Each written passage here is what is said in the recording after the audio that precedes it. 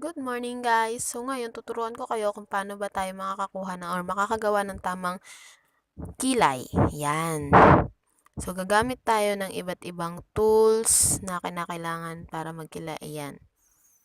Eyebrow pencil, concealer, brushes. Una, ayan, ililinya nyo siya sa ilong nyo para makita yung hangganan ng kilay nyo sa bandang noo. Ayan. Diyan. Kailangan visible yung line para pag nag-ahit tayo ng kilay natin ng excess hair, meron tayong guide. Then, the other part naman, igaganyan mo siya patagilid para makuha mo kung saan ilalagay yung arch ng kilay mo.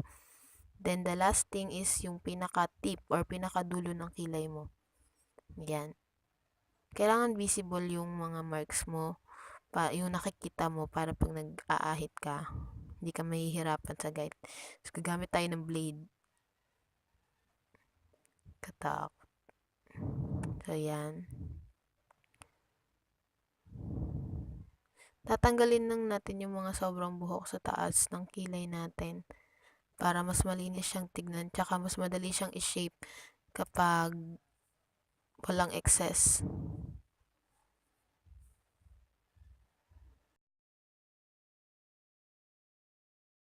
Kailangan yung arch ng kilay natin is soft lang. Depende sa preference mo. You know guys, kung natatakot kayong gumamit ng blade, pwede naman kayong gumamit ng eyebrow shaper na nabibili dyan sa any convenience store na may alam nyo. Meron sa 7-Eleven, sa mga Watsons, yon lang. Bali, susundan lang natin yung natural line ng kilay natin. Then, iba-brush up lang natin siya gamit ng spoolie. Yan, para mas kita natin kung ano pa ba yung mga may excess na part dyan. Yan. Then, gagawin lang natin the same thing sa kabila.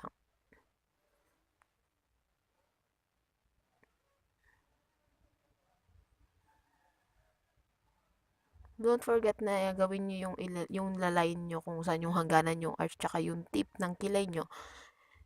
Especially kung bagong ahit kayo or first time yung mag-aahit ng kilay nyo. Para makita nyo yung, hindi kayo magkakamali pag nag-ano kayo ahit. So, yan ngayon, magkikilay na tayo. First, magla-line tayo under the eyebrow. Yan. Straight line. Follow lang natin yung natural shape ng kilay natin.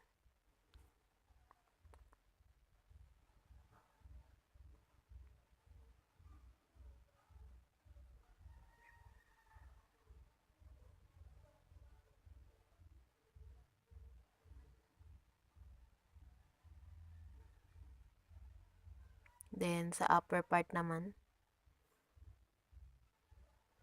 creating a soft arch. Remember guys, pag nagkikilay tayo, lalo kung student tayo, avoid natin yung magkikilay na masyadong arch or masyadong, pakak ang kilay kasi magiging mukha tayong mature masyado. Ganun katindi ang impact ng kilay sa mukha. Yan. So, as long as yun kailangan nagmukha lang siyang natural. Then, if fill in lang natin yung gaps sa kilay natin. Yan. Stroke natin yung brush natin pababa. Following yung natural stroke ng mga hair natin sa kilay para magmukha siyang natural.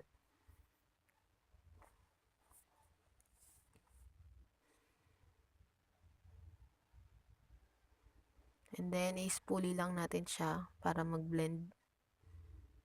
Yan.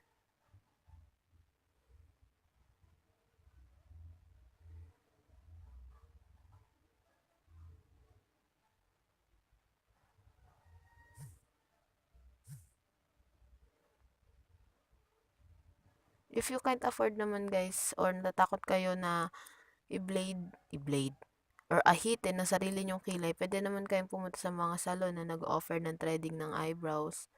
Marami namang ngayon eh. Marami mga session para mapaganda ang mga kilay-kilay ng buhay natin.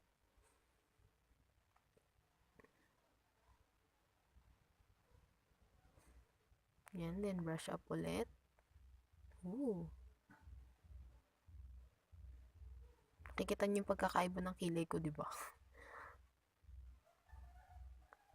So, gagawin din natin yung exact same thing sa kabilang kilay. Magla-line under the upper, fill in the gaps, and then ibabrush up natin with spoolie.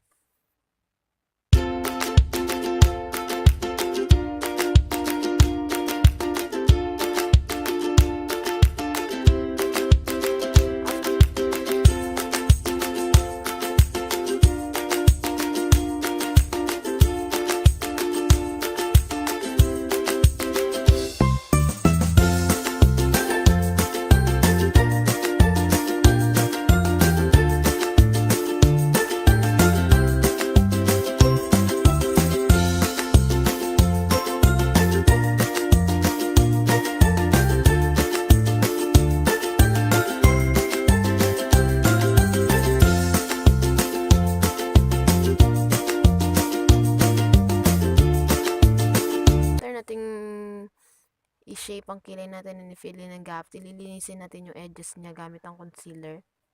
Yan, as you can see, maglalagay lang tayo ng concealer sa paligid ng kilay natin. Para din ma-highlight, tsaka magmukhang malinis and slick ang ating kilay. Then, blend lang natin siya gamit ang concealer brush.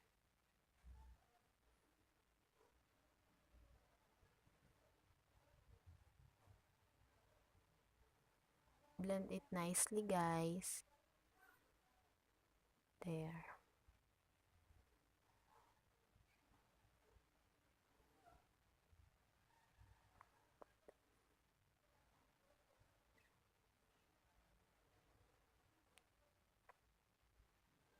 Make sure din pala na kapag nagkikilay tayo is malapit siya sa natural hair color natin or kung ano man yung hair color natin para balance. Bawa brown hair mo, di ba brown ang ano mo, kilay mo. Depende sa shade ng brown. It's either soft brown, dark brown. Basta looking natural pa rin. Then, do the exact same thing din sa kabilang part. Lalagay tayo ng concealer. Ayan. Up and down, to the left, to the right.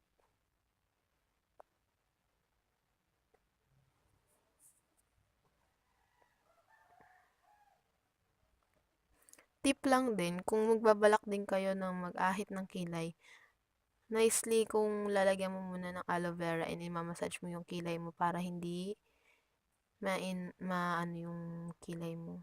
Hindi siya masyadong ma-stress kapag binladen mo, hindi siya magkakaroon ng infection. Or kung masugatan ka man, hindi ka mangangate, ganun.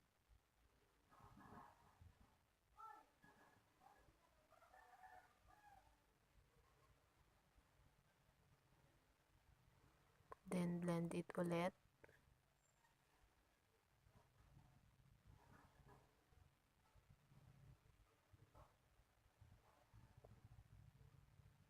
And make sure na kung ano man yung kilay na balak nyong gawin, make sure na bagay sa inyo para pak na ang ating life. Ayan. So, as you can see, ayan na yung kilay ko. Diba? Ooh. Yan na siya. Yan. So, I hope marami kayo natutunan dito sa video na to and share this para sa #kilay is life. Thank you for watching. I love you guys.